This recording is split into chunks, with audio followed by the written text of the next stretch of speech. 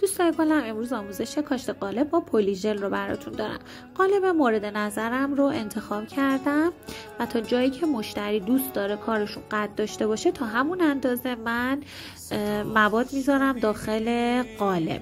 با سر پوشر آهسته یه مقدار پلیژل برمیدارم، توی قالب قرار میدم.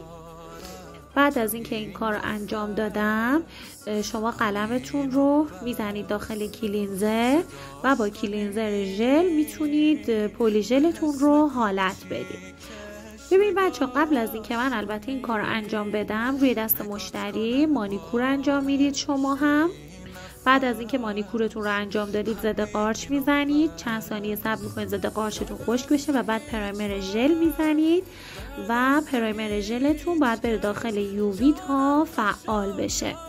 بعد از اینکه این کار انجام دادید، شروع میکنید داخل قالبتون رو مواد گذاری میکنید، یا حتی شما میتونید مواد داخل قالبتون رو به این صورت با قلمتون حالت بدید به همون اندازه‌ای که مشتری قد میخواد برای کارش. مواد رو داخل قالب داخل قالب فید میکنید به این صورت.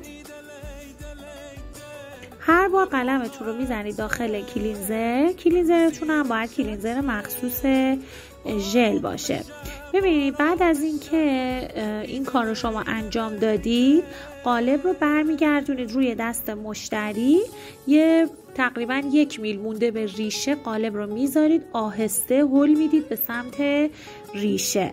بعد از اینکه این کار انجام دادید، چند ثانیه با دستتون قالب رو فشار میدید و بعد میره داخل یووی به مدت 2 دقیقه. بعد که از یووی اومد بیرون، شما قالب رو از روی مواد برمیدارید، موادتون رو یه کوچولو سوهان کشی میکنید، ببینید به همون اندازه‌ای که دوست دارید، و بعدم لاک میزنید.